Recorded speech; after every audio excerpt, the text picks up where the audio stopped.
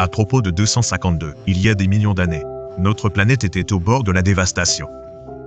Les températures de l'océan ont grimpé en flèche et les niveaux d'oxygène ont chuté. Des débris volcaniques et des gaz à effet de serre ont obscurci l'atmosphère. Sur Terre et sur mer, les écosystèmes se sont effondrés alors que les espèces dominantes rendaient leur dernier souffle les unes après les autres. Alors que les familles taxonomiques disparaissaient à gauche et à droite, la vie sur Terre souffrait à des niveaux sans précédent. C'était la limite de la fin du Permien. Et c'était sombre. Mais remontons des millions d'années en arrière, au cœur de la période permienne, lorsque les écosystèmes de notre planète étaient encore florissants avec une vie nouvelle et diversifiée. Au début du Permien, toutes les principales masses continentales de la Terre se rejoignaient en un supercontinent en forme de mer appelé Pangée. La Pangée se composait de deux groupes principaux de continents, l'Eurasia au nord et le Gondwana au sud. Au total, la Pangée a couvert environ 30% de la surface de la Terre et il était entouré d'un énorme océan, connu sous le nom de Panthalassa. La formation de Pangaea et Panthalassa a entraîné d'importants défis climatiques et environnementaux. Avec un continent majeur et un océan majeur, certains environnements terrestres se sont isolés des côtes et ont été privés de précipitations. Au fil des années, l'intérieur de la Pangée s'est réchauffé, sèche et aride. Seules certaines parties de l'intérieur auraient reçu des précipitations annuelles. De nombreux environnements dépendants de la pluie comme les forêts et les marécages se sont rétrécis ou asséchés, remplacés par de vastes déserts et des plaines arides. Dans ces régions, les plantes et les animaux ont été contraints de s'adapter à des températures plus chaudes et des conditions plus hostiles. Au Permien moyen, une transition majeure était en train de se produire parmi la vie sur notre planète. La perte de temps de forêts et de marécages a ouvert la voie à de nouveaux types de plantes terrestres. Jusqu'au Permien moyen, de nombreux groupes dominants prospéraient dans les zones humides, comme les fougères et les mycophytes. Mais le changement climatique de la Pangée a ouvert la porte à d'autres groupes de plantes mieux adaptés aux environnements secs et arides. Par exemple, des conifères et des plantes à graines xérophytes réparties à l'intérieur de la Pangée, devenant de plus en plus diversifiées tout au long de la seconde moitié de la période permienne. L'évolution de la vie végétale a également été influencée par une foule de nouveaux herbivores. Les animaux les plus importants à l'époque étaient des vertébrés terrestres connus sous le nom d'amniotes. Au cours de la période carbonifère antérieure, les amniotes étaient petits et simples, des animaux superficiellement ressemblant à des lézards qui se faufilaient à travers les arbres et se cachaient le long du sol de la forêt. Mais ces petits animaux finiraient par diverger en deux clades majeures de la vie: synapsides et les sauropsides, les ancêtres des mammifères et des reptiles, respectivement. Les deux groupes se sont diversifiés au cours de la période permienne, mais les synapsides ont pris la dominance. Plus précisément, un sous-groupe appelé thérapsides. Environ 260. Il y a des millions d'années, les forêts et les plaines de la Terre étaient peuplées de grands herbivores. Certains avec des défenses ou des bouches en forme de bec, broutage de nouvelles variétés de plantes à graines. Thérapsides carnivores. Certains presque aussi gros que des ours, étaient des prédateurs supérieurs dans ces écosystèmes. Plus tard dans la période, les thérapsides ont évolué pour devenir des créatures avancées, appelées cynodontes, qui partageaient de nombreux traits physiques avec les mammifères modernes, comme des dents différenciées, et potentiellement des corps poilus. Par rapport aux synapsides, les sauropsides n'ont pas eu autant de succès pendant la période permienne. Ils ont eu du mal à rivaliser avec les thérapeutes dominants, comme des dicynodontes et les gorgonopsiens. Mais alors que le monde devenait plus sec et plus chaud, les sauropsides ont trouvé leur propre niche. Par exemple, un sauropside lourd appelé Pariasaurus vivait dans des écosystèmes secs et utilisait ses dents de forme étrange pour mâcher des plantes fibreuses. Vivant aux côtés de Pariasaurus se trouvait l'un des plus anciens archosauromorphes, un animal mince au long cou appelé Protorosaurus. Cette créature mesurait environ 2 mètres de long et a vécu dans ce qui est aujourd'hui la Grande-Bretagne, Allemagne, avec de longues pattes et un long cou. Protorosaurus ressemblait presque à un varan étiré. En fait, le nom Protorosaurus signifie en fait premier lézard, bien qu'il n'était pas directement lié aux lézards modernes. Il y avait une abondance d'animaux qui se sont diversifiés au cours de la période permienne. Les insectes et les arthropodes, par exemple, ont atteint des niveaux incroyables de biodiversité, grâce aux booms évolutifs au cours du Carbonifère. Une poignée d'insectes et d'arthropodes avait déjà atteint des tailles terrifiantes. Arthropleura, par exemple, était un animal ressemblant à un mille-pattes qui s'étendait sur 2,5 mètres de long. Arthropleura et d'autres géants ne se sont pas bien comportés dans les régions sèches de la Pangée. Mais beaucoup d'autres arthropodes ont prospéré, comme les coléoptères et les cafards. Alors que les écosystèmes terrestres se complexifiaient, la faune marine a surfé sur sa propre vague de diversité et de spécialisation. Dans les eaux luxuriantes et peu profondes, les brachiopodes et les bivalves vivaient confortablement le long du fond de l'océan, aux côtés d'oursins et de nombreux types d'étoiles de mer colorées.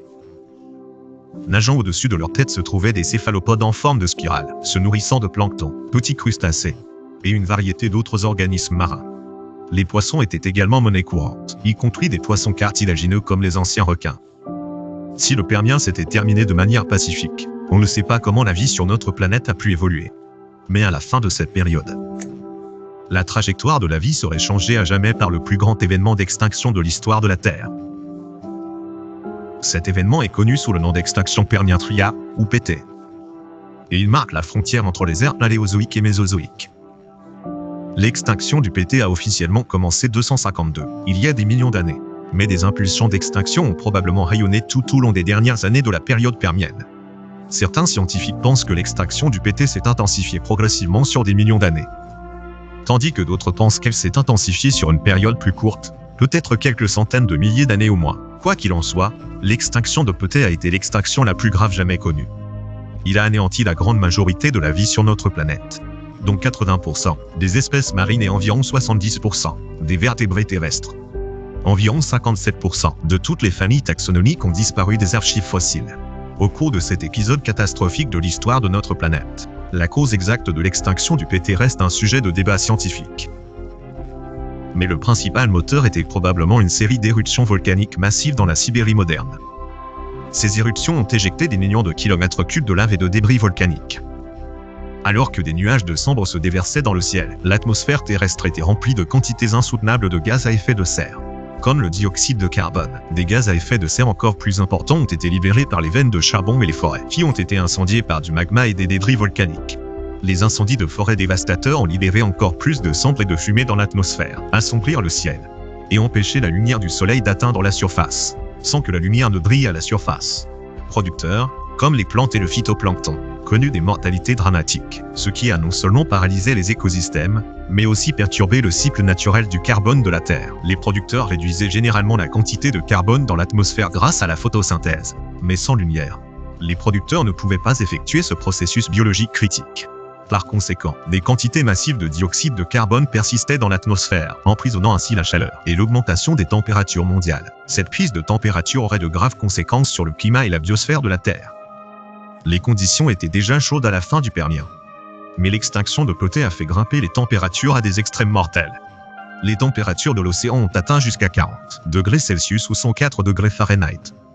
Dans les eaux tropicales, beaucoup trop chaud pour la plupart des animaux marins. Cette tendance au réchauffement a également rendu plus difficile la rétention d'oxygène par les océans, déclenchement d'événements anoxiques généralisés. Dans le cadre grand océanique, les zones océaniques ont été privées de l'oxygène nécessaire au maintien de la vie. Cela a été particulièrement dévastateur pour les populations d'invertébrés marins vivant le long du fond de l'océan. Trilobites, blastoïdes et les coraux rugueux n'étaient que quelques-uns des groupes d'invertébrés qui ont disparu il y a environ 252 millions d'années. Les animaux marins plus grands ont également beaucoup souffert. Plusieurs groupes de vertébrés, comme les eugéniodontidés et les edestidés, ont disparu des archives fossiles. À tous les niveaux trophiques, cet événement d'extinction a été une condamnation à mort pour la vie marine. Les pertes les plus importantes lors de l'extinction du PT se sont produites sous l'eau, mais les écosystèmes terrestres ont connu leur propre vague de dévastation. De nombreux groupes de grands animaux ont diminué et sont morts, y compris les prédateurs supérieurs, comme les gorgonopsiens, et des herbivores lourds, comme les pariasaures. Même certains groupes d'insectes, qui étaient plus résistants à l'extinction, ont décliné de façon spectaculaire. Avec l'affaiblissement des populations dominantes, la dynamique des écosystèmes terrestres est devenue instable, ouvrant la porte à de nouvelles espèces pour sortir de l'ombre. Alors que l'extinction de PT touchait à sa fin, le Soleil s'est levé sur un nouveau chapitre de l'histoire de la vie. C'était l'aube de la période triasique, la première période de l'ère mésozoïque. Et les écosystèmes ont entamé le long chemin vers le relèvement. Il faudrait environ 5 à 10 millions d'années pour que les animaux de tous les niveaux trophiques rebondissent. Mais comme ils l'ont fait, de nouveaux écosystèmes ont pris forme, avec différentes créatures debout au sommet. Les rhapsides ont été dominantes tout au long de la période permienne. Toutefois, les conditions sèches du Trias inférieur étaient mieux adaptées aux reptiles. Une explosion de la diversité des reptiles entre 250 et 245, il y a des millions d'années, d'innombrables nouvelles espèces ont vu le jour, y compris les premiers vrais archosaures. Ces reptiles remplissaient des niches écologiques ouvertes, prospèrent souvent dans le climat chaud autour de l'intérieur de la Pangée. Les archosaures allaient bientôt régner sur le monde triasique, et finissent par diverger en certains des plus grands reptiles jamais connus. Une transformation similaire a eu lieu sous l'eau. Alors que les écosystèmes océaniques se remettaient progressivement de l'extinction du pété, les invertébrés marins comme les coraux ont subi les pertes les plus importantes. Ils étaient donc plus lents à récupérer que les animaux nageant librement, comme les céphalopodes et les poissons osseux. Parmi les espèces les plus prospères, on trouve des reptiles qui se sont progressivement adaptés à la vie marine. Ces ancêtres reptiliens ont évolué pour devenir des carnivores clés, comme les ichthyosaures, qui sont devenus des prédateurs dominants dans les écosystèmes d'eau peu profonde et profonde. À la fin du Trias, les océans regorgeaient de reptiles marins intimidants, qui régneraient sur les océans pour le reste de l'ère mésozoïque. Il y a 252 millions d'années, la vie sur Terre a été confrontée à l'un des plus grands défis de son histoire. La plupart des créatures ont tout simplement disparu, mettant en danger les lignées de la flore et de la faune moderne. Malgré toute sa destruction, cette extinction mondiale a été un moment critique dans l'histoire de la vie. Une période de transformation volatile. La balance écologique penche en faveur de nouvelles espèces. Et à partir de ce moment-là, la vie sur Terre ne serait plus jamais la même.